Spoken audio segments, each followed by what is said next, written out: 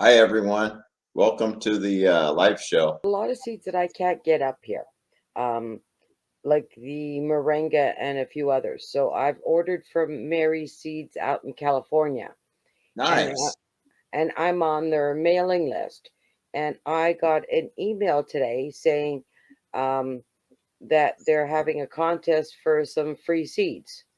Oh, So, but the only thing is, it's only open to those in the U.S.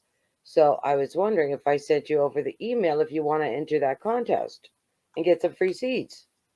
maybe, maybe. I just don't. It sounds interesting. I just don't know that I'll. I have good ideas that never come to fruition. That's why I say maybe. Well, seeds are seeds, honey. And like I said, they're very good. I like them. I actually like them better than M.I. Gardner and Baker Creek. I Um, think I ordered some seeds from Mary's this year. did you? I think, and I don't totally remember if I what happened. I think I might ordered some plant starts from them too. I Well, should have wrote all this down. I remember dealing with them somehow, so I ordered something from them. Probably some seeds that I don't know if I got in the ground or not, but I think I did order some seeds from Mary's. well, plant starts are kind of hard for me to order because it takes about 14 days to get here. And I don't know if the plant starts would last the 14-day travel time. But Yeah. uh, like I said, I've ordered seeds. I like to try to do gift exchange or seed exchanges because times Uh-huh. are hard.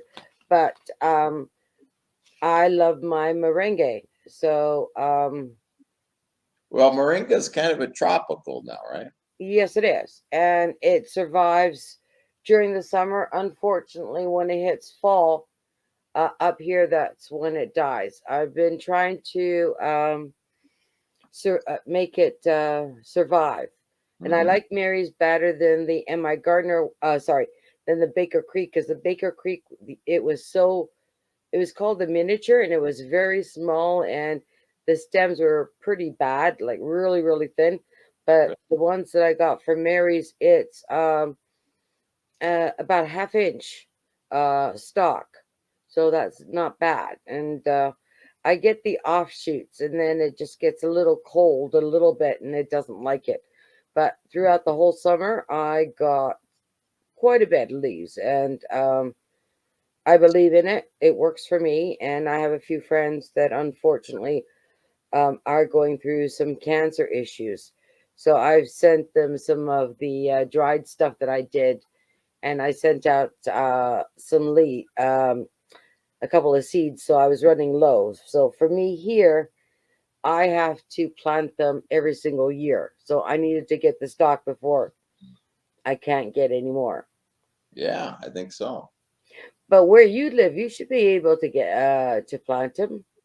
Yeah, we do get some frost, but we're 9B, so we're kind of,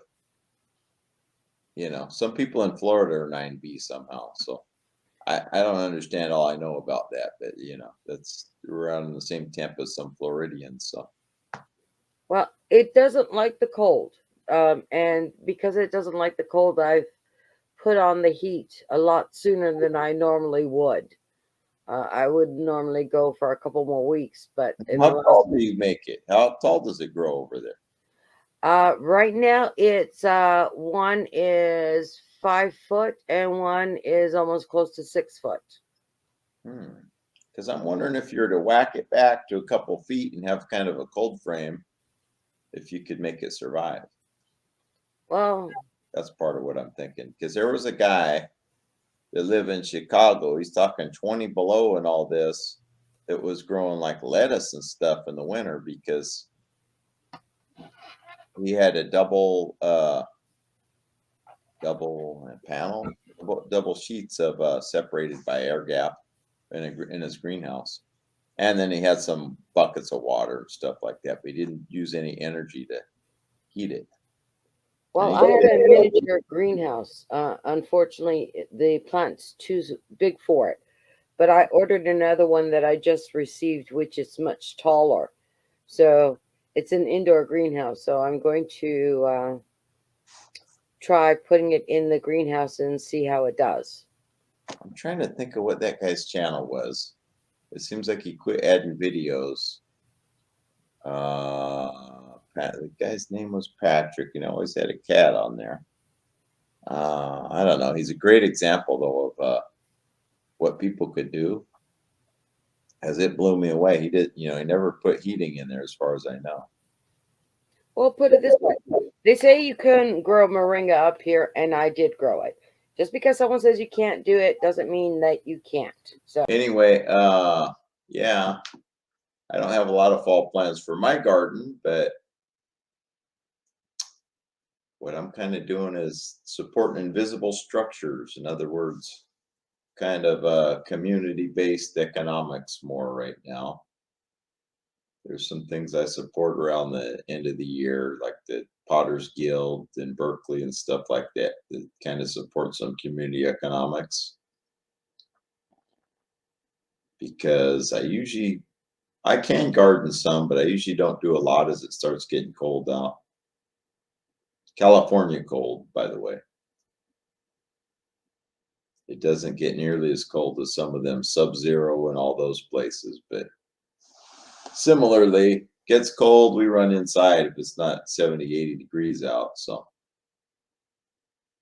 that's kind of what happens. But I am digging the yard to put sort of a swale where I'm going to put some bamboo, but I'm thinking to put them in half barrels, so I have to dig it even that much deeper. So it's even that much more work. And then they're going to be below grade, kind of, to catch the rainwater, hopefully, and soak it in there a little bit. They love water. So that's one of my new projects. What else? Maybe some mulberry. I may transplant a couple mulberry trees that I have in a half barrel. It's the best time, I think, to do that kind of thing here in the fall. So let's see what else I can do. Anyway, it's a little by little type of thing. I'm not going to take a whole day and do any of it. I might work on something for a couple hours, something like that, but nothing's a full day. The most I put in, I like to do these 5-hour blocks and just see how much I can accomplish in a day with about 5 hours. That's my latest thing in the last few years. I don't like cold. I was telling somebody the other day, this whole thing about the 4 seasons, that's great if that's what you're into, but I was raised out here with a mild climate. That's what I prefer. I don't need 4 seasons and all this and that. If I have to be in a place that it's going to snow, that means I want to try to hole up in there all winter and come out when it gets warm again. I see you see these things on the news in the east where people are careening down the road. It's all snow and everything, and oh, no thanks. One of the things I'm trying to do is we got light pollution from a street light, and I'm trying to put things along my fence to block that light pollution, because the green from that light at night is dark. It can be dark down here, right? But I see that green on the wall of my house by my porch. So I'm like, I want to block that light pollution is one of my things. Several, like bamboo sucks up a lot of junk. So I want to put the bamboo, and then it's timber bamboo, so I can potentially use it for that. But I got to dig a bigger hole because I want to catch the rainwater in there, kind of like a swale. Bamboo loves water. So it's all these, combining all these, and I'm just working at it slow. It's gonna, in the next few years, this is going to turn out to be a really nice property when I get I'll never get done. I'm not going to say when I get done, but when I get it in kind of a proper order. Well, for me, unfortunately, because I have the neighbors from hell, they took down my gutters. So what I've done is I've put 5-gallon buckets all over the backyard, and I just collect rainwater that way until they finish their property and I can put proper gutters back up. And the thing is, it doesn't have to be perfect. As long as you can grow something, that's good enough. Yeah, and the more sustainable, the better, so that you don't have to put more inputs. everything is going to get more expensive. When does anything get cheaper? Hardly, you know. So the less inputs over time, you're going to save phenomenally by having less inputs. That's, you know, just utilize the resources you got, and you know, that kind of thing. I mean, Well, it's like I have all this pavement. I'm trying to utilize it rather than remove it, because that's all the embedded energy went into it, plus money went into it. And I don't want to do this drastic thing of tearing it out and then in a couple of years decide I want it back. That doesn't make sense. So I'm doing what I can. I don't think I'll ever get 100% of my diet out of this place, but it's going to be some good demonstrationable items I'll do that maybe somebody can get inspired and do some good things, and I can get some nice herbs and some fruit and some, you know, vegetables that I grow here, and, you know, good quality of life. That's the thing. Ron, darling, it's 1:01 a.m. my time. So it's been a pleasure. Great seeing you, but I gotta head out. All I right. can't wait to see what she does with the bus. Yeah, I told her she could stop by. If she doesn't hurry up, I might change my mind, though. You still going to stop by, Echo, or I'm going to have to change my mind and ban you from the property? Oh, you're welcome. I like to see how people design um, buses and mini houses and everything else. It's always knowledge is power. Even though I might not do it, I like to see people doing it and seeing what their take is on how it's going to look like, how it's going to function. Is it going to meet all their needs? I just like seeing it. We're social animals. Maybe you don't do it yourself, but you tell somebody else's story and they're inspired to do it. So that's the thing. We're spreading inspiration. It's not linear necessarily, you know. I get inspired by somebody, and they in turn somehow find a way sometimes get re-inspired by me. So it's just, it's dynamic that, you know, it's hard to chart, but it's not just linear. Echo, you can video it as you're building it. Because there's someone that I watch, except unfortunately she's gotten a little too wild for my taste. But it's making it wild or something like that. And it's a single woman, but she's taking more of the little school buses and converting it. And basically, she just puts the camera on a tripod stand and let it sit there as she's doing the work. Here's the thing, Echo. You have to pick your spots that you want to film, and you have a little blurb. Maybe you're just starting on a part, or you're just finishing. Hey, I've been doing this part. And then when you can have the right, you know, camera view of it and stuff. And like she says, put up a tripod. It doesn't have to be, say you spend 3 hours doing paneling it. You don't have to put 3 hours of it. 5 or 10 minutes or something. You talk a little bit about it. That's the thing. I only have the phone, no holder. Bam! Shot out of there right there. But yeah, if you can get some kind of a tripod. No, there are stands for phones. Or better yet, get though that carpet tape, the two-sided tape, and mount it on your shoulder or on your chest. And as you're doing the stuff, bending over, doing the stuff, you're then taking shots of that. And then you can take, you know, take a little picture here, a little picture there, or because it's the two-sided sticky, it comes off. Just stick it on one part of the bus that you're not working at and angle it so you could see the majority of the bus that you're doing. Yeah, just, you know what, just start where you're at with what you have. You'll figure out ways to improve it, and you just go from there. Go back and look at my first videos. I mean, I thought they were pretty good, and they are pretty good compared to somebody that never did any. But they've improved because I kept figuring it out as I went. How to improve, how to get better without using a gimbal. I got to where I could hold things more still, just out of practice.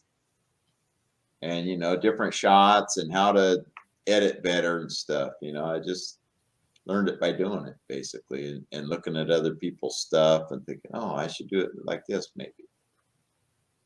Or better yet, you have all those seats. Take one of those seats, put it in a corner, and then put two-sided tape to your phone, put it on the seat, and just rotate the seat or the bench or whatever to whatever position you're at. Or what, maybe like Velcro too. They have sticky Velcro you could put on. I had the sticky Velcro on my other phone because it was so slippery. So I had the smooth, like the carpet kind of side on the phone. But you could do that on the phone maybe, and then put the part that's not so comfortable to put on something on the old seat or something like that, and just stick it on there when you want it. And I see you're coming up in the room. Echo in the panel in a second. Bam. Hi. Hi, Cecilia. Raven Cat, how are you? I'm good, girl. How are you? I am so sore and exhausted. She can't even afford a light there, for crying out loud. Even the candle is getting dim. She just fell off. It's a solar lantern. Ow! I don't know if I have room for a 40-foot. You have to drive up here and see. I could just picture what she can do with it. I've got like visions in my head and wondering if the vision that I'm thinking of, if she's thinking in the same way, in regards to where the bed's going to be, the sofa, if she's going to make it solar, where the stove. I'm just thinking of all the stuff that she could do and wondering, is she going to do it this way? How she's going to do it? You see how my ears kind of bent? One night she bent my ear for hours, which is, no, I'm kidding. Hi, how to grow. Or how to garden, we're doing Murphy beds. We're doing Murphy beds, and I'm trying to figure out how to fit a bathtub in.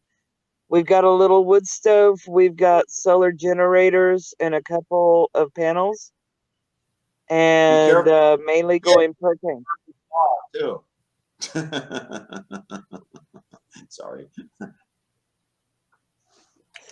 Wow. Why do you want a bath? Put in a shower. Oh, we like baths. Hey, girls like your baths.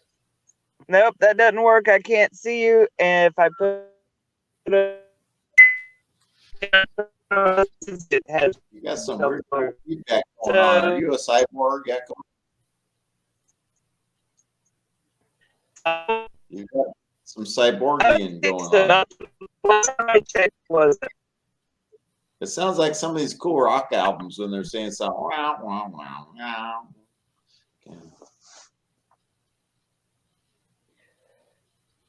I think she's having a good internet connection.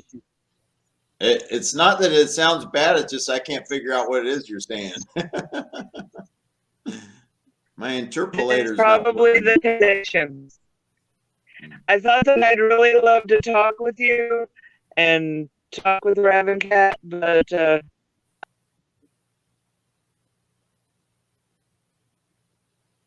I think she decided that not. Oh, there she is. I'm going to give Echo another try. No, it says remove. No, Echo. Oh, I don't know how she's lagging. It's probably your internet. I'm going to remove it and then try to get back in the ante room, because it says I'll click remove. Maybe restarting the thing will get it to go right.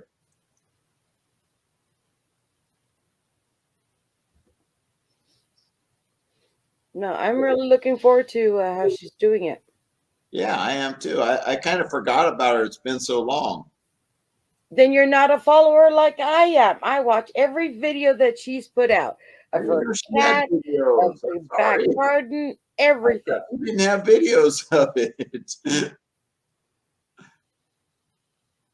I thought she told me last time she didn't do videos of it or something. So She's I got, been putting out shorts, not long videos, but little shorts, which I like actually, because that way I get to see something that's happening and it's not 20 minutes. Because yeah. unfortunately, when you've got a couple hundred people that you're supporting, the longer that they make it, the harder it is to keep on watching. I've So, always had a problem with those long videos, Cecilia. You're right.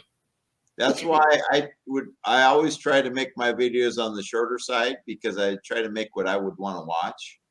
A few minutes, you know, because I I like shorts. I get bored, I you know. like shorts. Something under 5 minutes. I like So that anything, 20 minutes, 25, 40 minutes long while they're talking, and I'm looking at one object while they're talking for 20 minutes. That is a bit much. yeah, one person will talk and tell you the same thing 20 times for 50 minutes. Oh no, I had to unsubscribe from that guy. It's too much. No, His no, content is those good, but people, overstretched, you know. no, I can't those figure people, unfortunately, I don't unsubscribe. What I do, and I hate to say it, I just scroll until I get to a part where it's caught my attention. But somehow that guy has like 500,000 followers. So I don't know if people subscribe and then just don't ever unsubscribe or what. No, everybody that I subscribe to, I watch. I prefer shorts, or I prefer smaller videos. Anything that goes 15, 20 minutes and longer, it's kind of hard to watch all those videos because if you're supporting 100 or 200 people, there's just no way in God's green earth you can watch all those videos in one day. And I try. And unfortunately, lately I've got a few people that are putting 20 minutes to half hour to 40-minute videos, and those are the videos sort of like they're on my watch list, but they're not really top priority because You got that's nothing else getting to do. way too much time. For sure. I'm the same way, and that's why it's hard for me to even watch like a 15-minute one. It's just it's long for me. I mean, I'll play it sometimes while I'm doing something, but to get around to that idea of even like I'm going to do that, So on those long ones, what I do is I scan through the video and check different points. But what I'll do later on is if I'm doing something, I'll let the whole video with the ads and everything run. So they're actually getting double play. First, they're getting like a small portion, but then, like I said, I'll let it play if I'm, doing the dishes or something to that effect. But, right? you know, um, when they're repeating something over and over and Yeah, over again, it's like, I'm like this. You don't have to sell me on it. I'll play it again if I missed it. You know, don't do it like a commercial. Yeah, you can repeat a little bit, but when it gets to be like ad nauseum, come on. Are you trying to sell me something? I mean, come on. I'm not as dumb as you think. I can pick up or I can take a note. So yeah, like Glenn's saying, straight to the point. That's how I tend to be. I had to push myself to make the longer videos, 4, 5, 7 minutes, whatever, because originally I was like, oh man, a minute or less, or 2 minutes only I thought was a long video. no, like built videos, I can understand being long. Okay. Feeding your animals, or showing your cat play in the garden for 5 minutes No. before you get to the point. Those are the ones sort of like zoom, zoom, zoom. Let's get to the topic that I want to actually see. That's why I clicked on the video. Yeah. I try not to be that way because I don't want to watch them. That's not, I don't want to sit there all day. I have other things I want to do than just watch whose ever video. So it's like, no. Welcome back, Echo. Am I there? You're here, darling. You're there or you're here. I'm not sure. Okay. You're neither here nor Time I there. can see you. See, you went solo in the dark. But why? I'll bring up the light. How about this? It's Halloween. No. You're going to make me solo? Let there be light. Is this better? Maybe. Yeah, it's better. Okay, I'll hold the little lantern. Hey, look, I could be the YouTube king, and there's my underlings, or I'm a minion. Sorry, Ron. I'm older than you. I'm the queen, and you're my minion. oh, dang it, the manion. No, we're your co-hosts for the evening. Yeah, but you see my halo. Come on. Sorry, Ron. That's Not like about this not a light. halo, Is it and when you're not. But I sit here and the first time I went on, I was like, wow, that looks like a halo up there. Well, that halo's a little tarnished. Yeah. Yeah, you don't know the half Halos of are highly overrated. it.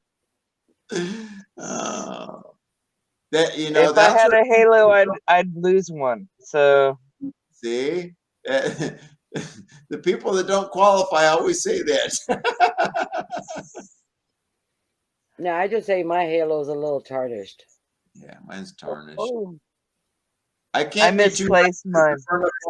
My hats, my caps all get burned up when I'm too nice. So I got to leave it a little tarnished. I don't know how to do this. Okay, is that better? Maybe. What are you trying for? I'm trying to figure out how to move the phone because that's what I've got. Okay. I'm gonna try that Ravencat. Ravencat. Oh, Cecilia. I'll try that tomorrow, or the next day when I go back. We've got some 90-degree weather, so I think I'm gonna clean up the pool one more time and barbecue tomorrow. But the next day I'll probably be back on it, and I'll try it. I thought you were living in it already. I'm way out. No, no, she I just have a tore out the full. seats.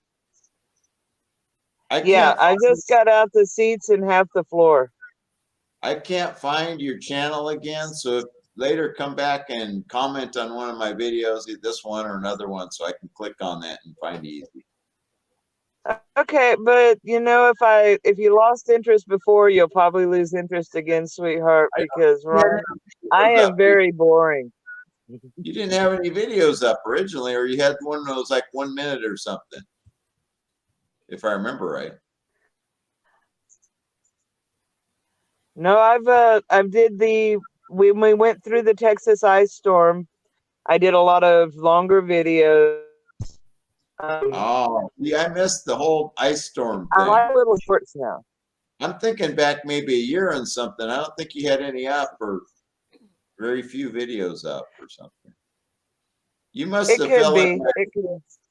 I probably accidentally put you in the coal zone because I had a couple hundred people I was subscribed to. And I was telling Cecilia, eventually I just had to call a bunch of them because I couldn't follow that many. And at some point I couldn't even find the ones I was most interested in because there were so many. Oh, yeah, I hate that when that happens. And I wouldn't put notifications because it drive me crazy with emails every time somebody posts something. When you have that many, it's just insane. So Ron, you can change your settings.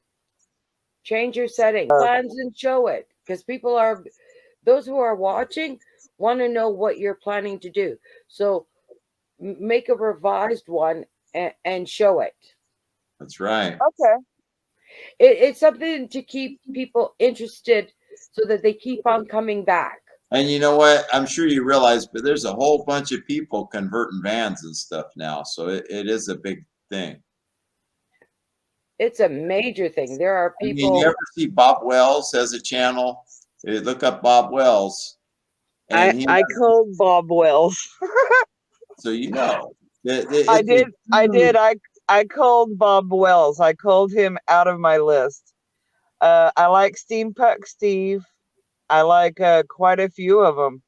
I'm I just have. saying, like, through that area, there's tons of people that want to do that, and they like I'm saying, I just got a van that I'm trying to fix up, and I'm not sure how to go about what I got to do. You know, that's Well, if you want to do that, go back to Beck and Amy.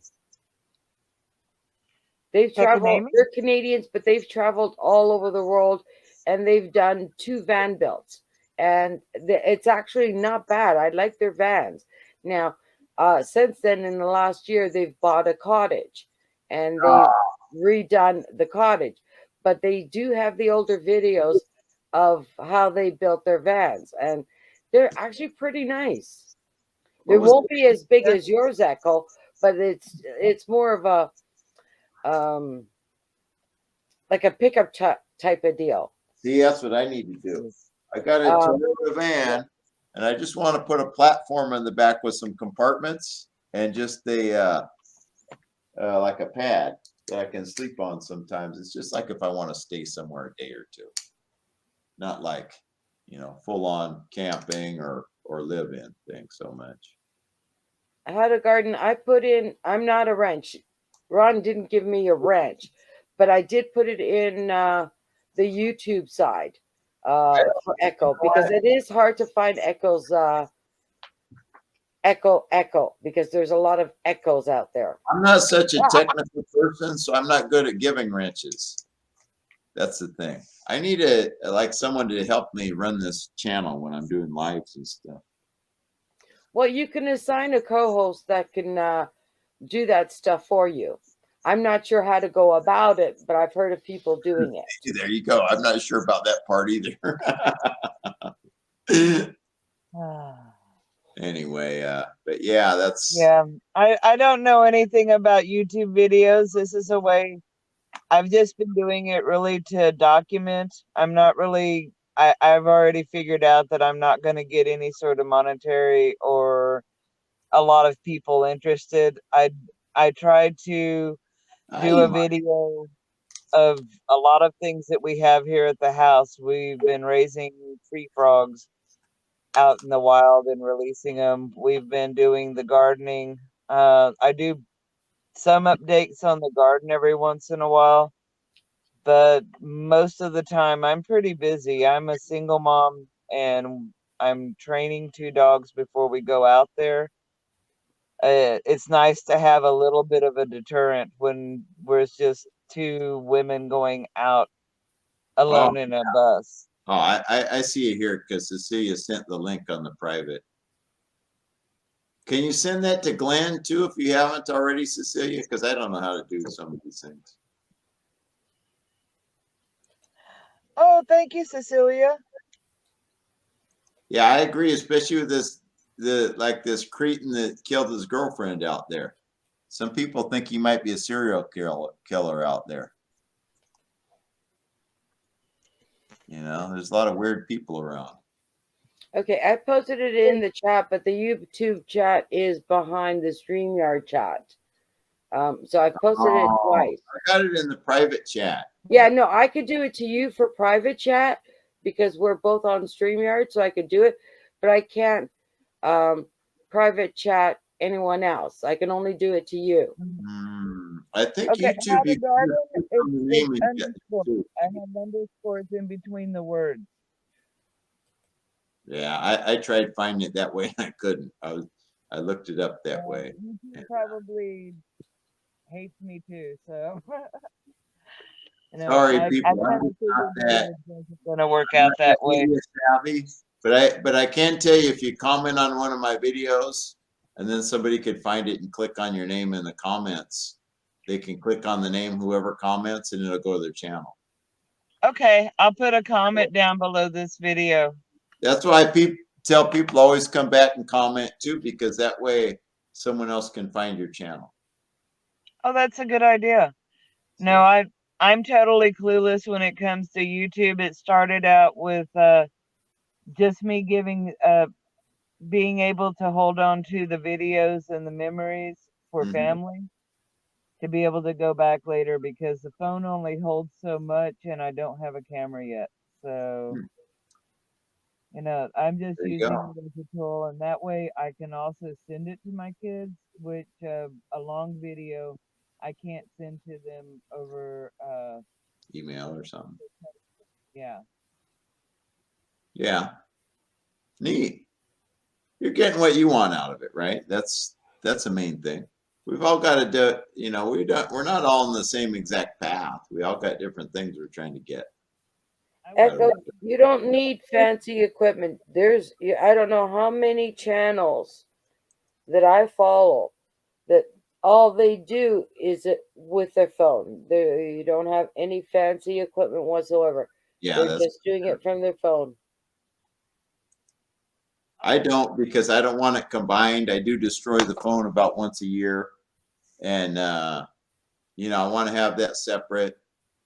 So I get these little like Canon power shot that you do the video on, and you can also take a still picture. But at the other hand of the spectrum, I'm not paying so many $1,000s for a camera also that I'm going to destroy. So No, I got a GoPro wannabe, and I'm still trying to figure out how the hell to work it. Because the way I saw it, it looked to be a decent size, and it looks like a kid's toy, and it's like hard to press the buttons. See, I don't have the camera handy, but I do the things that are simple to do what I do, put it that way, that I can figure out simply. And like the Canon PowerShot camera, it's easy. You press a red button and it does video. I started, like, for example, I'm looking at, say this is a flower in front of me. And then I flip it around. I go, hi, I'm Ron for business. And then I just edit that other part out. But that's how I know what video it is too. Like, oh, I was taking a picture of that wall plug or something to start. So I can differentiate between the other videos. When I get in there, I just cut that part out and I just cut it to where it says, hi, I'm Ron with Pacific Permaculture. That's one of the tricks I do. But I learned where I could flip it around real easy and not, I got where I can be real stable just with my hand. I don't want to have a gimbal that'll break and won't work right and all that too. So the less amount of equipment, the better, I think. People are always saying, I'm going to get a gimbal. Don't waste your money. Good if you want to, but I mean, to me, the less you have to spend something that's going to break, you'll realize as I talk, things break on me all the time. I'm kind of clumsy. So anyway, I'd rather not spend a lot per item on that. That's my take on the whole thing. It's like,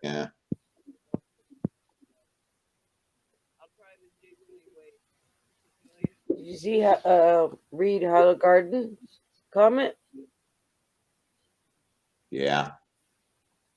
He's really good at his tropical stuff, though. Glenn has really got it going on. He's good at propagating things and getting things going on the cheap, it seems like. And he's smart that way. I give him a lot of credit.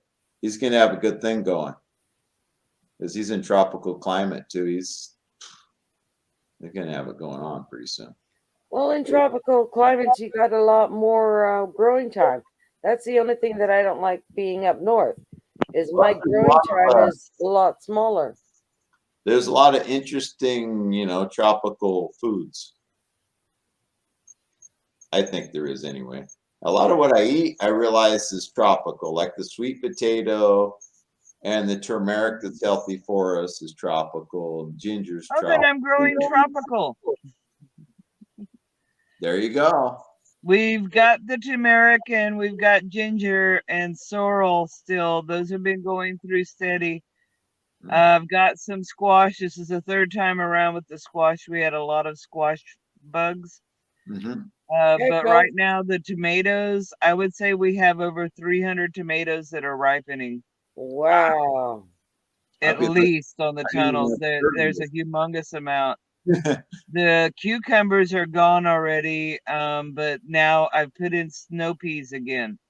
We started out with the snow peas and what are they, radishes, and those did very well. I was very surprised. We got a lot of them to dehydrate, and but this year we've trying sorrel and purslane and quite a few other things. Are We've you also collecting got seeds? foraging. We're doing foraging. We did find a puffball a couple of months ago. Nice. And then out there, we're in the field where we have the bus, we found white paracels. We found about 5 pounds of white paracels. I'm a little bit of a mycophobe, so I'll probably never go harvest them, but that's cool. To us, it's just something that we're interested in. I'm always scared that I'll be the guy that says, "Oh, this seems close to whatever," and I'll be dead out there. So that's my Yeah, I don't trust my own. there's a No. lookalike that's pretty toxic called the green paracel. So we did a spore print to make sure that it was a white paracel, but then we went ahead and dehydrated, I guess, about 2/3 of what we got, and we are in the midst of eating the other third. Usually, I know what morels look like, but I wasn't really sure about the puffball. And so we checked it out very well, and it worked out. And you have to protect yourself. yeah, the paracels really gave me a bit of a hesitation, but we went ahead and researched it carefully and made sure what it was, and it turned out delicious. I took a couple mushroom like seminars with Paul Stamets, and one of his things is you do all that, but then sometimes you're a little hesitant. He says you just get a little bit and you try it and see how it affects you. So if you have a horrible effect off a tiny bit, then no type of attitude. So at some point, I guess it's like, well, you don't want to take enough that it'll kill you if it's, I hope I'm not misquoting him, but it's kind of, No. When we were in, but that's after you check everything out as thoroughly as you can, right? You don't just like, heck with it. I mean, right. But I'm a little scared that my brain would get lazy in doing these things and grab the wrong one or something. So, but I think it's cool that other people do it. I've always found out whenever I don't even know what something is, if I think it might be edible. Your volume went down or something, Echo. I don't know what happened here. I have no idea why the volume went down. We can't hear you, Echo. You have your hand over the microphone or something? No, the microphone's up there with the camera. Is that better? Yes. Yeah, because it went really like you're talking through a pillow or something, and then maybe it was too far away. How's this? Is this better? No, I take a little bite and I chew it up. I spit out the parts of it, and I just hold in my mouth just the little bit of the juice, and I check for tingling, pain, a really bad taste. If I have any of those, I'll wash out my mouth. But if I don't have any of those, then I'll try a small bit and see how my body handles it.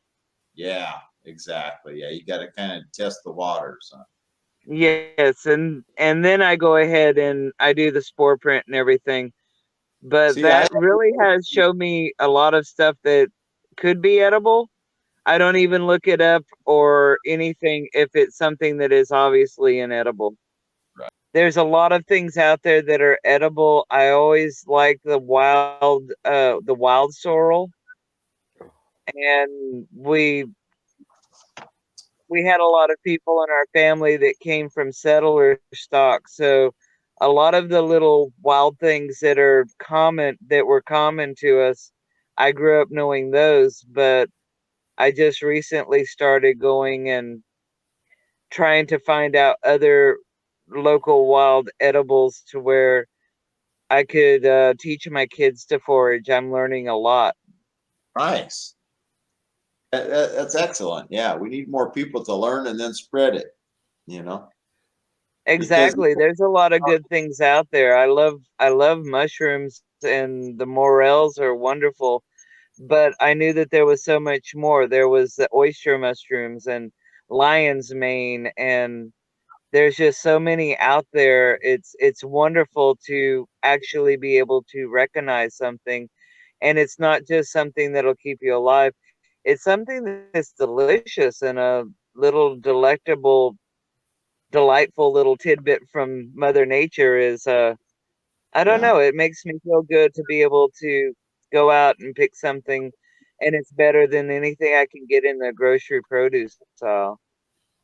Yeah, that's the Echo, thing about growing anything at home too. Similarly, it's like, Echo. There's a book that I Yeah. got. It's called The Forager's Guide to Wild Foods by Nicole Apelian. Applin?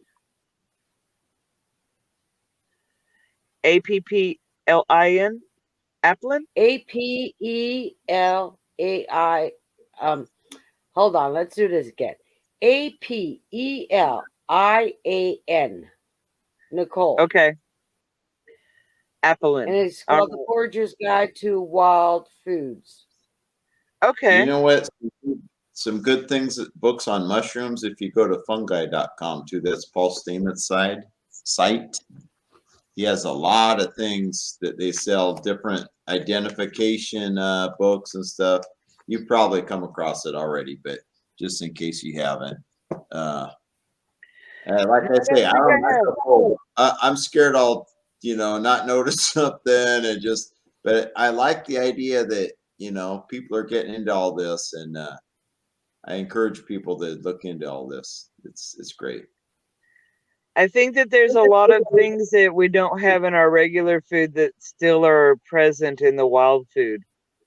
A lot of minerals and nutrients and micronutrients that our bodies need and want. I know I'm feeling really good when I eat out of my garden, but also it seems like that I feel a little bit better. I had a bit more energy today, and I'll rack it up to, you know, might be the mushrooms have something that I was missing in my regular store-bought diet. Could be. And anything, I mean, I grew tiny, tiny beets and tiny, tiny onions, and they tasted way better than anything I've ever bought. So it's like, Mhm. you could call it a failure or a success of growing something really small, because I didn't get phenomenal, giant, whatever, but these things, I could just feel the vibrancy in them. And that's the Yes, thing. your body tells you when you're eating something really good. Your body lets you know. And I'd be scared to grow all of my diet because then I could never eat anything at the store. My body would totally reject anything. If I was eating everything, say I was putting all my time into growing, I could grow most of my diet here. If I'd go and eat a beet out of the store, I would probably get sick then. I would feel Actually, you ill would. I because do a your lot of body gets used. canning and I do a lot of my own growing that um, eating out actually makes you sick after a while. Yeah. Yeah, And I it so, get my just neighbor asking me, I'm going to pick up this. Do you want something? And I say, no, thank you. And they still bring it back to me. And I say, thanks, but no thanks. Because once you do more of the organic and homegrown stuff, the box stuff or the fast food stuff really doesn't get to your stomach. exactly. I found that out. exactly. One time I was in a hurry and I stopped at one of these in the box places. I'll just say that, fast food. And I felt that I needed it because I needed something to eat, but my system totally rejected it. Wow. Yeah, Yeah. totally. I totally felt the effects. So you go to organic for long enough, even if it's not the best organic, you can't go. You can't hmm vary. You can vary a little bit, but you can't go to like fast food again. You can go to a restaurant. It's not organic. No. It's kind of good, but not. You can't go all the way back to the garbage again because your body No, will. we can go for in Texas we have a lot of barbecue places that are pretty good. We can go and we can get a little bit of brisket and top it ourselves with things and it's okay, but no hamburgers, no French fries, no. We make ours at home and we can tell the difference now. Yeah. I think it's been over 2 years since we have craved Doritos, and that was a big thing for a long time in our family. But now just the thought of a Dorito is like makes our whole body just shudder. Wow. And it's it's like, yeah, that's a great taste, but I would much rather have like a cucumber out of the garden or a pepper and a tomato cut up. Wow, you're evolved. I still have to have some kettle chips. We do have our queso. We do make queso, but our queso isn't the normal queso. We make it with just cream cheese. We make it with 2 blocks of cream cheese and throw in a little bit of tomatoes and chilies. And that's it. We dip our that's our queso. What's We queso? really I don't even know what that is. It's a cheese dip. It's a spicy cheese dip.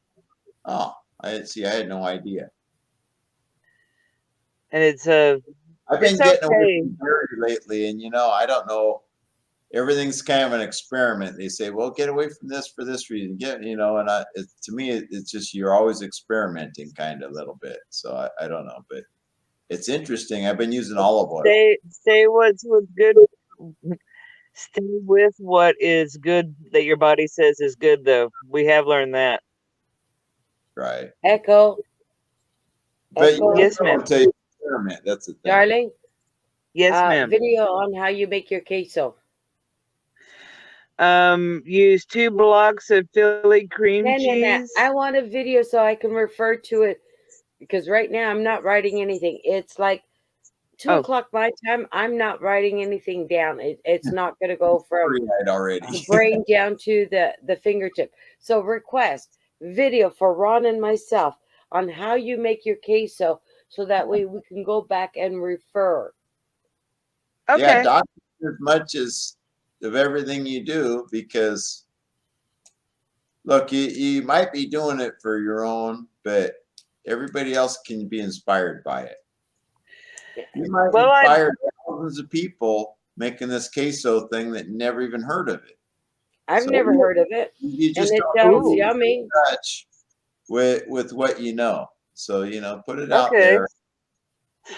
Yeah, being in Texas, we take it for granted that we make queso, we make homemade tacos, we make homemade enchiladas, we make tortilla soup, we make a lot of things here that we kind of take for granted, and I forget that a lot of the world is interested in that because it's kind of like a local culture type of cuisine. It's different. People want to try different things. Well, it's different. It's pretty good, and it's not too bad for you, too. A lot of people make it with Velveeta. Cooking videos. A lot of us are trying to reach out from the standard American diet, which, the letters are sad, so it's not healthy. So, that's right up our alley. We scratch cook everything. Wow. One of my hobbies is to make recipes from the 30s and 40s. The old cakes. Wow. A lot of the old things that were scratch cakes that were regional cakes at the time, like Italian cream cake, fruit cocktail cake, different types of series right there. Sir? You could do Sorry, what, Ron? You could do a video series just on that. Really? I'd watch it. Yeah, I mean, you don't even realize maybe, and you could republish a lot of that, because probably 50 years of people haven't even heard of them recipes. That's very possible. Yeah. A lot of the stuff that I make, I grew up learning at my grandparents' knee, or actually on a stool. From the time I was 3 years old, I was up on a stool making cream gravy in an iron skillet. See? So, yeah, you know things that a lot of people never even touched yet. Yeah, because nowadays everybody's trying to go gluten-free or something free or whatever. So some of the old recipes are lost. So if you've got them, girl, share them. if you can, we can take some of them and try to convert them to gluten free too, because I'm gluten free. I can't eat gluten, but unfortunately, a lot of good things have gluten. But Yeah, no, we don't do anything artificial color, artificial flavor. We don't do any corn syrup. wow, No corn syrup. wow, But Okay, we do well, try to do as much as we can in organic, and we use a large variety of spices. wow, cool. okay, A lot Echo, of new series. Food from the heart. That's it. okay. That's it. Food from the heart. Label it. Food from the heart. Yeah. And I'm going to watch it. Yeah, cool. Because I do. I love comfort food. I love cooking for people. I love people saying that it's delicious and food that makes them feel good. Wow. So, and yeah, and You better, the little you, one that I have, she's cooking very well too. All of my kids know how to cook, scratch cook before they leave the house. wow. You better watch out bringing that bus over here. You come out and the wheels are gone. You're not going to be able to eat. Echo, I want to know That how to make driveway, a no cake wheels. from scratch. Okay. My I'm bus. not a baker. I'm a cook. Okay. I'm not a baker. So I'm trying to learn how to bake stuff. And unfortunately, a lot of the channels that I've watched, they're baking it, but they're using the prepared bake crap. Oh, I want to know how to make it from No, scratch. that's not real no, bacon. I only make from scratch. I only use real vanilla. I won't use imitation anything. Wow. We try to have a totally chemical free diet. Well, I'm making my own vanilla with the beans and the vodka I got. So Ooh, that's nice. so I they I say buy 6 months. I buy the vanilla from Mexico online, and you get a very big bottle of it for like $10, and it'll last me, almost a year. I've been But I wanting to do. Go ahead. go ahead. I've been wanting to do some with tequila because here's the thing with vodka. Sometimes the alcohols they make with wheat. Yeah, all vodka, most vodkas aren't even made from potato. But tequila, they don't make that out of wheat. Hmm. And it's kind of a regional, California. Yeah, it's from a agave plant of some sort. I bought some vanilla beans. Probably I don't know if they'd even be worth doing now. Probably a couple of years ago now, but I was going to put them in the either that or the mezcal and try to make some because of that. Because I found out that the hard alcohol, even vodka, is it just you have to really look for vodka that's made with potato. I think I would make your vanilla with the white tequila. That is probably the least flavorful and would really bring out your vanilla bean quite a bit. I think Now that that would I have more time because my job changed, I should do it again. I kind of forgot, fell in the back of my brain like a lot of things, but you brought it back to the surface. Okay, so videos. The first video, cake from scratch, and then that cheese sauce. You better watch out. Two requests. okay. Two The, Bus requests. first. the Bay Area is kind of a gourmet mecca. You might come in here and make billions and never want to leave. Well, that's going to be interesting if anybody will watch a cooking channel from a bus.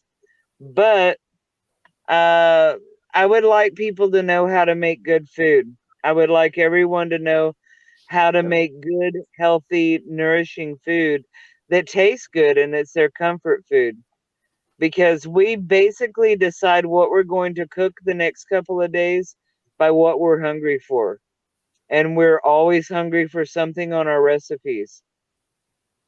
Well, like I said, I'm watching a young lady. Well, not a young lady, but younger than me, out of Texas, and I thought you would have good Texas recipes. Unfortunately, a lot of the stuff that she's been using has been something prepared. Like even with the cornmeal or cornbread, they're using some sort of prepared cornmeal batter type thing. And I want to learn No. how to make traditional, because your cornbread down in the States is different than our cornbread up here. So I Hmm. want the traditional cornbread, but I don't want something that comes partially out of a bag of some sort. Plus, anything that you Well, do, I use white cornmeal for my cornbread, but it is just cornmeal. And then I add on to it. You have to add stuff to it. But yeah, I agree with you. I don't go with the Martha White little cornbread package. It doesn't last long enough on the shelf for me. I like to have a good pantry that's full of all of my ingredients, and then I can make them into dozens of different things. wow. If you just have a package of cornbread mix, that's nice for convenient food, but then you're missing out on other things like hush puppies and, you know, What are hush different, puppies? huh? What are hush puppies? When we go ahead and have a fish fry and fry up fish, you take uh you take your cornbread mix just like it was you were making cornbread, and then you add a little bit of onions and celery into it, little bits of it, and you roll it into little balls and you drop it and you fry it. You drop it into hot oil and fry it. And it makes Mm. exactly. It's as good as Cornmeal it dough. sounds. Okay, third video, Just hush about. puppies. Yes, ma'am. I'll give you a list of the videos that I like to see. And if I like to see them, a lot of other people will like to see them also.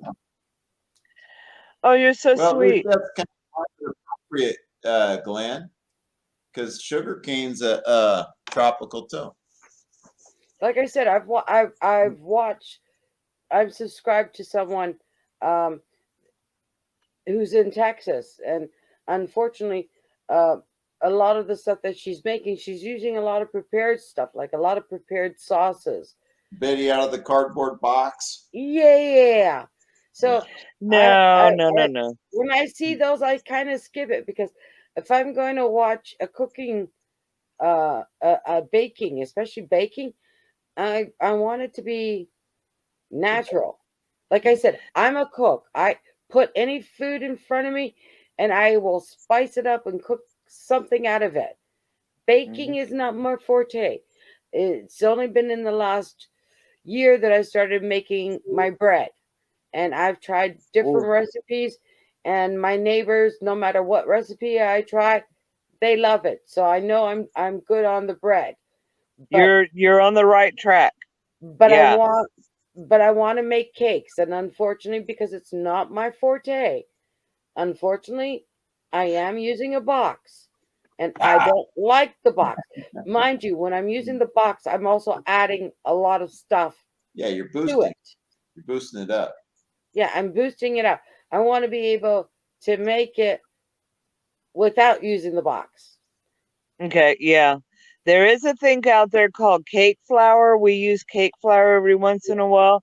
It's basically just pre-sifted flour. It's been extremely pre-sifted, so it saves us a step. Well, But yeah, Well, in you the know, case unfortunately, of cake flour flour, is not something you can find a lot of up here. Um, just the regular all-purpose is basically what's on the market. Cake flour hasn't been on the shelves for I don't know how long. well, we most usually do it with just regular all-purpose flour. We've started making our own candy now too. We used to like peanut butter cups, the Reese's, and we uh we wanted to see if we can make a peanut butter cup without any peanuts so that some people we knew with peanut allergies could taste what a Reese's tasted like. And so we make it with almond butter, ah, and it interesting. is delicious. But yes, we're making stuff completely from just the cocoa, the flour, from bar chocolate that's, the baking chocolate that's 99% cacao. we're trying to we are adjusting some of our recipes. I like coconut oil quite a bit. And some of the recipes that I have call for lard and for bacon grease. Bacon grease to me is kind of like a cornerstone of it's a spice. We really like it when we make green beans. We'll put a little tiny bit of bacon grease in there, and it makes a heck of a difference without any salt or pepper. So yeah, it's definitely what a lot of people have told me. It's too tedious. Are there any shortcuts? And I told them if there were shortcuts that came out with the same sort of result, I'd do it. But all of the shortcuts that friends of mine have tried with recipes that I gave them, it didn't taste the same. And really, yeah, I much prefer the scratch stuff too. Do you make butter tarts? No, I don't make butter tarts. I don't even know what a butter tart is. So It's yeah, you know what it's pecan pie is? pecan pie. Yes, it's easy. I Okay, was so surprised it's how a easy smaller it is. version of it, but Ma'am? it uses I can't remember what kind of nut on top of it, but it's the same type of concept as pecan pie, It's got a which Yeah, I like. okay. I'd like to know how to make that too. I Yeah, love pecan pie. that is one thing that I make that does have some corn syrup. It uses a dark corn syrup, but I've tried it with sugar and it just didn't turn out right. And I love my pecan pie. Okay, another I video used, pecan pie. okay, yeah, no problem. I used to drive 2 hours, 100 miles away to be able to get this one delicious pecan pie. wow. And I always thought pies were so difficult, but I made a pecan pie and then made another one. And I don't, eh, we prefer it over the one that I used to drive 2 hours to get for Christmas. Of course. If you're any good at anything, you can always make it better than they do. Generally, yeah. That's good at it. And she makes it with love, which makes all the Yes, difference. Exactly. If yes. you love what you do, you It, taste.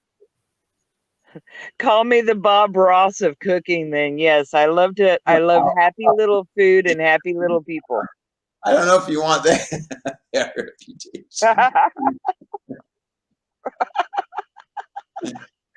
I made you smile and laugh. That's good. Yeah, yeah, yeah. But yeah, that you know what? Good food is getting more and more popular out here. It really is. The Bay Area is kind of. I mean, there's a lot of people that eat the same old garbage, but it's becoming kind of a gourmet mecca out here for whatever reason. The Bay Area, I think, because higher income to survive, so more people with high income are out here, maybe, I or don't just know if what I do is gourmet, but it's scratch. We like to start out with basic ingredients, basic spices, basic things that we have in our house all the time. yeah. That's things that most people don't eat anymore because we get all this stuff like Cecilia's saying that some bakery bought it prepackaged. They didn't get, they didn't go from scratch. Yeah, we really can't eat bakery stuff out of the store or even from donut places anymore. I found out that just the little biscuit donuts are a lot better than the donuts that they sell at the store. So we don't bother. It's they're charging a lot of money for just very basic, cheap ingredients. And if you can make it at home better, what's the point of even going to those fast food places? That's the thing. If you're going to get There's no something that point. you can make better easy, like I Mm. won't hardly go get pasta anywhere. For one thing, even before I was gluten free, now it's even more of a challenge. But getting gluten free pasta, but I wouldn't go and get it because I could make it better than this stuff. They give you something that it's a horrible sauce. Sauce isn't that hard to make at No, all. So that just shows they're giving no effort at all to making it. Mhm. They're just throwing some bland tomato sauce in and heating up some noodles. Because I mean, I can get pasta sauce in the jar and boost it up. Hour and a half, I can have a really good sauce. Mhm. If I can do Like that, you mean a restaurant can't? like They're- for spaghetti. yeah, Oh, well, take your little can of tomato sauce, yeah. just a little can of tomato sauce, and add a can of, you know, tell you something simple that my older kids do. And add a can of the tomatoes, like the whole tomatoes or the chopped tomatoes, Right. and then just add your own or oregano and a little bit of basil, the garlic and the onion, See and that? it really, Yeah. I'll get a nice jar, kind, you know. So I don't go all the way even in the canned stuff towards scratch, but I can make that stuff 5 times better. I mean, just by cook some onion, maybe some fresh tomato pieces, mhm. some other herbs, spices, whatever. I'll get a jar that I got that just pesto, and I'll add some of that. And I mean, this sauce will be out of this world, you know, compared to even the stuff that was pretty good that I bought. But you know, you go somewhere and it tastes just like the plain tomato sauce out of a can with noodles. That's you know, that's an insult. I went to a restaurant to eat something good. Yeah, we use the canned tomato sauce and the canned tomatoes because I'm just learning canning again. I haven't canned or done anything since I was very young with Right. my I great mean, I don't aunt. make sauce from scratch like my grandmother used to at all, but she'd spend days. But I get it. I'm just saying that, you Rabbit know, Cat would laugh at me. I have a pressure cooker and I'm terrified of it. Mainly oh, Girl, because I don't also be. Don't be. I When think I got my 925, I was scared shitless. I had it for months before I actually used it because I thought I was going to blow something up. Okay. exactly. And it didn't. But all the talk about food, you guys are making me hungry. Ah, No, and no, canning is the best, girl. I just did a batch of meatballs and tomato sauce, and ooh, I got meat sauce canned. I got 12 packages of each done, ooh, and then I had some extra um, tomato sauce that I made. Unfortunately, because I didn't get a harvest of tomatoes, I couldn't make my tomato sauce. So yes, I bought the ooh.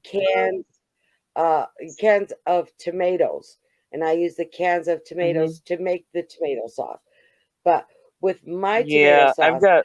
uh, be- between the onions, the black pepper, the garlic, um, I also put basil, parsley, and I threw in this time. I managed to grow and harvest some of the not really hot, but a little bit hot of yellow pepper.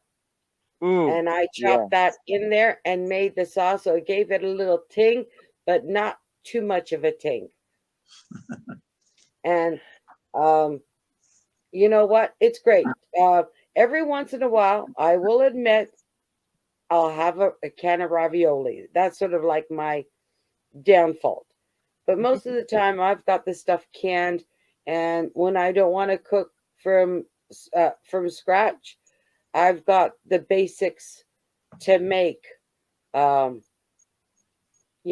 a sauce. I've got That's the still scratch. Yeah, yeah. that's what I'm hoping to do with all these tomatoes. I'm hoping to can up. I want to jar. What do you call it? Preserve some of them in pieces or whole. So I've got Roma tomatoes to do that. And then the other Ooh, tomatoes I'm going to render down into tomato sauce and see if I can that.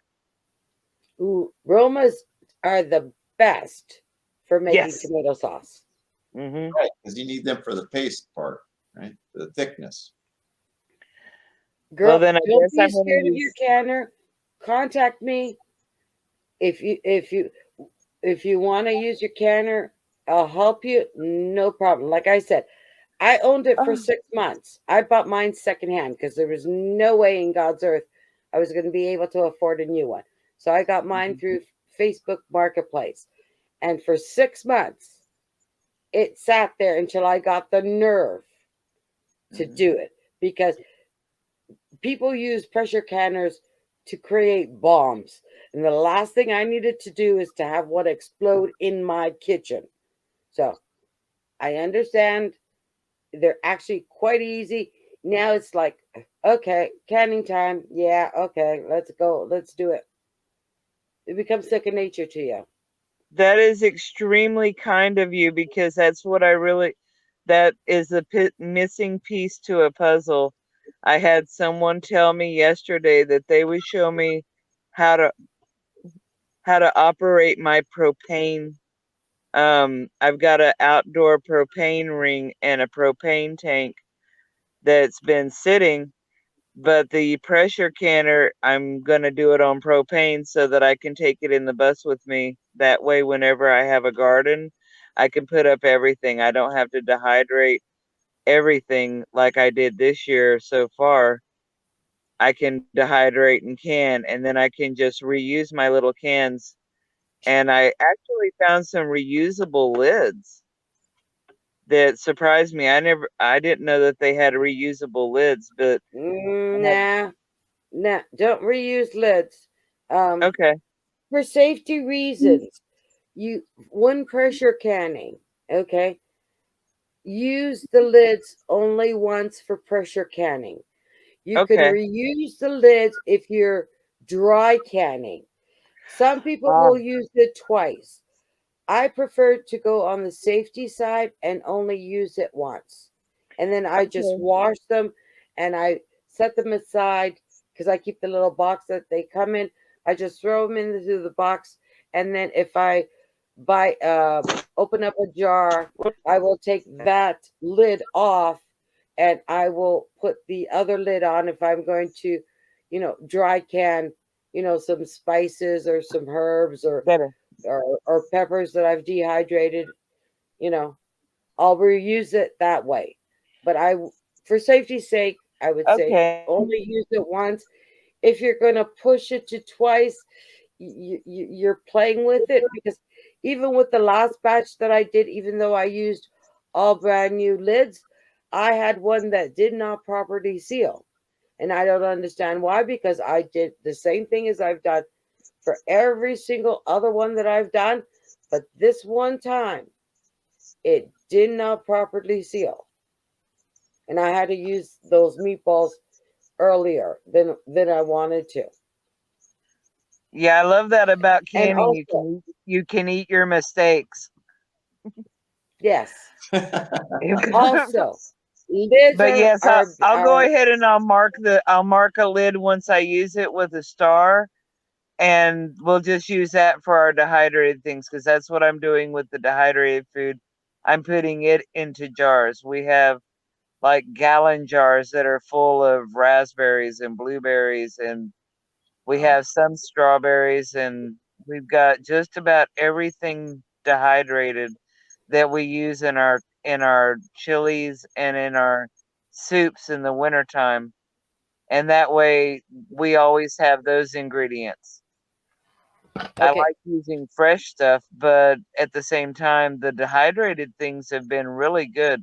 We've been using the dehydrated mushrooms that we have and putting them in with hamburger with a little bit of onion and a little bit of pepper, and then we'll go ahead and just grill the burgers.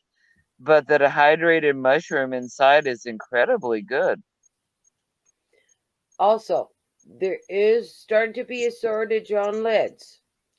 Get Hmm. them. If you have an issue with getting them, I've shipped some down to the states. I don't know. Do you know Mo from Mo Homesteading? I think that's on my list. I have a very long list, like Ron said. Okay. She I couldn't have a find very lids, so long. I shipped her down some lids. So if you need lids, let me know because they are starting to get hard to find. Okay, I will. Yeah, it took me probably the better part of last year to get the 100 jars that I have, because jars were very hard to find, and then they were extremely expensive, and then they were hard to find again. Every time that I see any available, I grab them up. Go to Walmart. I do. That's where I get them. The last time that I got some, I was able to get some regular, the little 16 ounces, but before I was only able to find the very small ones. So I'm going to put salt pork in those for beans. And then I found the big gallon ones, and that was all they had one time. But I got them anyway. And now those are perfect because we're dehydrating so much that we're actually filling those up with some things. Okay. Just from some, okay. I'm alone now. My kids don't live at home. But you know the size of the jam jars? Hmm. If you're going to be canning, I prefer to can them in the jam jars. Reason being, it's one person serving, depending on what you put in there. Or Ah, you could do it as a two-person if you want to spread it out. But I make the jam jars, like my meatballs, my meat sauce, and whatever. I make it in the jam jars. Reason being, as a brilliant. for long-term storage, Hmm. you don't have to worry about refrigerating what you don't use. And if you're just, one or two people, you can get away with just the jam sized jars. Brilliant. Yes. Because I was doing We it in the we have bigger been jars. using the little jars, because the smaller jars will hold 1 pound of meat. So that way we can have our meat in the jars and it'll be shelf stable. And it's just the little one and I. My other kids are all out. I've got kids 20s and the 30s, and the one that I have at home, she just turned 15. So we You don't use know, that much. hold on a second. Let me find out what it says, the label on it. Hold on. I think these are 16-ounce jars. Uh, You can't they're the order. smaller. Is there nowhere online that you could just order a bunch of them? They're extremely expensive. Oh, okay. Walmart's pretty good with them, Okay. but It's in metric, 250 milliliters. yes, that Okay. is the size that I have the most of. I think I have 64 of those. Okay, that's what you should can as your meat product Yes. because it's one individual serving. That's what I think that I think I got that from your channel actually, and to get the wide mouth. So I got the straight jars. I don't have a lot of wide mouths. Um, I have more of the regular ones. Then the next size up in jars. That's where I put in homemade stew. Ooh, nice. So that way, all you have to Nice. do is, and I have chicken and beef stew, and all I do is, if I want chicken today, I'll pull up the chicken and it'll go into just a regular size bowl. And that would be like getting one of those cans of Hunt's chicken or Campbell's, or one of those big cans of chicken soup or whatever. And then Yeah, if it's just the you and your chunkies. daughter, you want chicken, she wants beef, two jars, warm them up. There it goes. I'm gonna have to get more jars. That's a wonderful idea. We usually make a humongous. I mean, you could bathe a toddler in it. We have a humongous stew pot, and we make a lot of soup. and we'll eat it for just about every meal for 3 or 4 days. And see, when you're used to cooking for a lot of people like I am, I Mhm. used to cook big pots, and Mhm. I've been trying to tame that little monster and make it smaller. But sometimes you're making stuff and you don't want to eat it for 3 or 4 days. So what I do Mhm. is I have that portion that I want for that day, and then I will can the balance. And then that way, next week, next month, if I want it, I've already got it made. That's a wonderful idea. Thank you. That's a really good thing to do because I can't make a small pot of soup. I always start out with like a whole chicken or something like that. And that's just how we cook. I've tried to cut it down to smaller before, but I always end up having to use 2 pots because I don't use a small amount of vegetables. I use a good amount of vegetables, a good Again, amount of everything. make what you normally make, and then just get those jars and stuff it in the jar, and then you know I'm eating stuff that I made last year that I Cool. have no issues with. I have soups and stews that I'm eating um right out of the jar. Just open up the jar and warm it up, and it's there. So the you know it'll be one meal per person. So you take one jar, that's one meal for one person, and then that way, you know, if you want beef and your daughter wants chicken,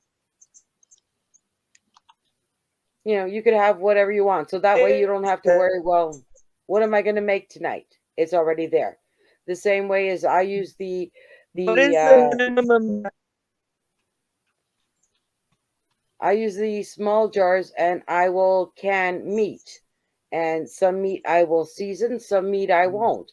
So that way, if I want to, Mhm. you know, make maybe a beef stew or something else, or if I want to make some, taco, all I do is pull out that one jar and then add whatever other seasonings I want it to make whatever taco or whatever. Mhm. That's a great idea. I like having the regular meat. Then I can just add the chili powder, comino, and things Yeah. to make tacos, or and add the oregano and basil and Yeah. make spaghetti. Or there's so The many only things you thing I can do. do with the May I ask you? meat is um I'll cook it down a bit. I've done some which is called raw pack, just putting it into the jars, but they end up being more like in the shredded form.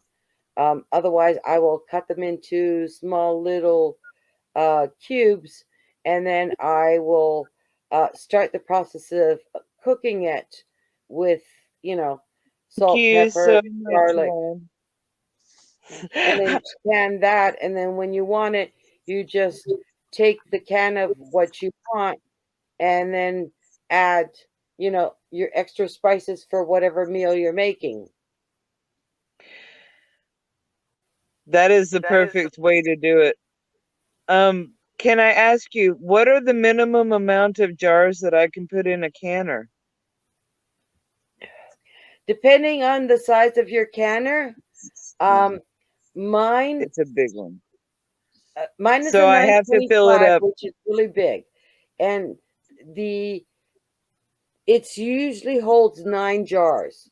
Mine is able to do 2 levels, but I do it usually one level, and it's 7 to 9 jars.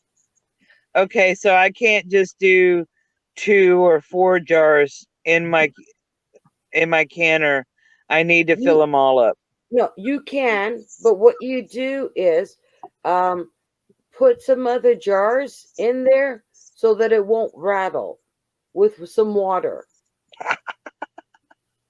Okay. Okay, that's a great idea. Thank you. That's what I needed to know. That way I can go ahead and take part of the soup or something that I made fresh, and I can go ahead and can it, just put water in the other jars. Or what you can do is, because I'm also a bit of a prepper, what you can do is get some sterilized water, put it in the jars, and can it with your food. That way, if you need a fresh cleaning water source for cleaning eyes or whatever, cleaning a wound or whatever, you also have that That's water an ready excellent to thing. go. We're kind of preppers too. We use we have a Berkey, but it's a really good idea to have some clean, sterile water in Yeah, case of and that's what you do. emergencies. You take some of your jars, okay, and you put the water in and pressure can them with your food. That way, you've got your sterilized water there for whatever. Hmm. And But if, but if that's you're about running it. out of All I need to do jars, surgery. yeah. Yeah. But if you're running out of jars, just put jars with water. Otherwise, they'll rattle around. You don't want them, rattling around. You don't want them tight. You want a little space in between, but you don't want to have This is four rattle. cans where 9 cans can be. Okay. Okay. Good deal. All right. I remember that. Thank you. Those are good. That gives me confidence. And Ron, you have been very gracious to let the ladies talk about canning and cooking. I appreciate that. Oh, you guys made me so hungry. Hey, I'm making I'll myself feed hungry. you sometime. About food. I'll come up there and I'll fix you some food sometime. We'll stop by and visit. You probably have room. My curb driveway is pretty big. Well, good, good, good.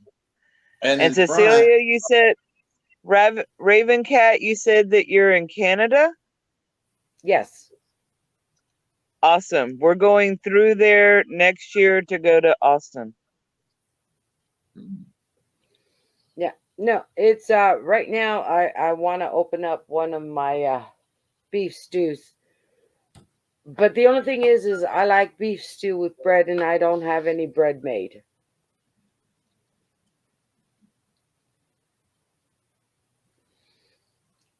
But no, my first time when I did my canning, I misjudged how many jars I needed. That's when I decided to put in the water in. So I have a couple of bottles of sterilized water, to be used. oh, cool. Innovation. Yeah, I don't mind Echo. It's all interesting. I'm kidding you, kind of. It's all interesting. It did make me hungry, though. I'm not kidding about that. But It's making me hungry, but it's too late. It's 2:29. It's too you late to eat. might as well not even go to bed now. You're in the morning. No, I've done too many 24 to 36 hours this week. It's not doing my body any good. Um, Not if the, you're up that much. the only thing is, if you're canning, do not can pasta. Pasta will expand and it will be mushy. Yeah. Um, Why would you want to do the sauce and then you mix it? yeah. When you want pasta, you got it. Yeah, Glenn. Teach his own. But for me, I just add in anything on my channel because it's my channel. It's whatever I feel like. I mean, in permaculture, I feel like touches everything. So, but I got you. Yeah, yours is titled "How to Garden," so maybe it doesn't always fit fishing, but you can wedge it in. Just say, hey, it's part of your life. Yeah. Because Variety is the spice of life. you're starting at zero, so I don't. I mean, teach his own, but that's why I just decided, well, let me just add in whatever I want and everything. Some things people won't see where it fits into permaculture, but that's okay. I'm just trying to inspire. I'm not trying to make money off it. So that's the thing. That's why I'm not worried about the 1,000 subs or whatever, too. It'd be nice, have more reach, but that's my take on it. It's like, well, I'm trying to inspire these ladies being up here talking about canning may inspire somebody. You know, all this. It's all just, you know, we're inspiring each other and trying to make things better. We don't want to eat all this junky food they have out there. It's not making anybody healthier for sure. Plus, just because your channel is labeled one thing does not mean that you have to stick to that label. Every once in a while, you can diversify. And the people that follow you might like, hey, you know, this is predominantly a gardening channel, but he's fixing a lawnmower. Well, Yeah, that comes into gardening. You know, I'm fishing. Fine. There's the fish bones and the other stuff that can be composted. yeah, So you can work the other items that you're doing into what your channel is based. If you're going out fishing, great. But then you've got your bones and you got all that other stuff that you can put exactly. into your composter. So it works out. You have to fix the auto so you can go fishing to use that, some of that for your compost. You know, or you don't have to phrase it that way, but you could just kind of put it that way, like, hey, ties in. Everybody's doing their best. That's all. Nobody's perfect. So, you know, some people like what I do and some won't. Okay.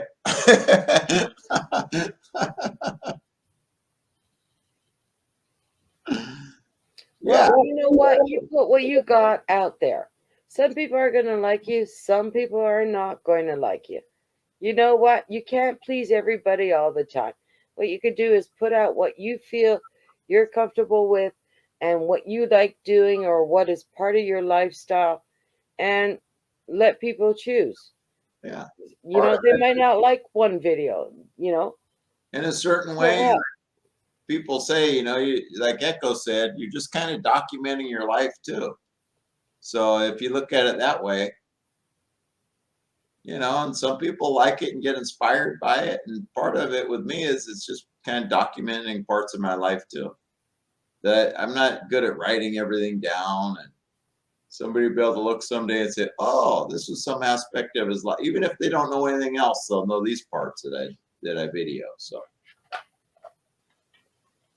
they'll know some of my dumb jokes by hearing them on here, you know, stuff like that. Makes me wish more people had a channel when I think about it like that, you know. Because then you could go to your relatives and say, oh, wait a minute, I don't remember this about so and so. It's YouTube is these things here is like having what our the old folks call a photo album. Yeah. In some respects. It's going into the past and looking at something that you did or memory. Yeah, except for they put it together. Good thing, because I, you know, editing and stuff is enough. If I have to save it all somewhere at home, nah, it's not going to happen. You know, so yeah, that's the thing. It's not necessarily there forever. It's there until they decide it's not there no more. Something changes technically and they don't want to, oh, this is the old style. We can't, it takes too much effort to have these, they'll delete them. But until then, might be 10, 15 years. I don't believe everything online is forever. It's forever until someone decides they want that space or it's in the wrong kind of a, you know, technical setup or something and they have a new way to do so it doesn't fit. They don't want to transfer it. But be that as it may, it's still there longer than if I put it on the wall and it faded away, you know, on a picture or something. So that's my take on it, having read others' opinions on the forever of YouTube and all this and online. They change things. It's like saying we're all going to use Windows 98 forever. We're not. I would have thought we would have at the time, but they changed that. So still using computers, but you know. Okay. Now I really have to go. It's 2:36. I bid you all adieu. take care, stay safe, and we'll see you next time. Okay, same to you. Thanks for coming by, Cecilia. And I don't know if you're still here, how to, oh gosh darn it, Echo, I mean. Thanks for coming by also and getting on the panel. Thanks to you, Glenn, for coming by, How to Garden. And I don't know who else was here. John Balut was here. Thanks for coming by. Balut John, I guess.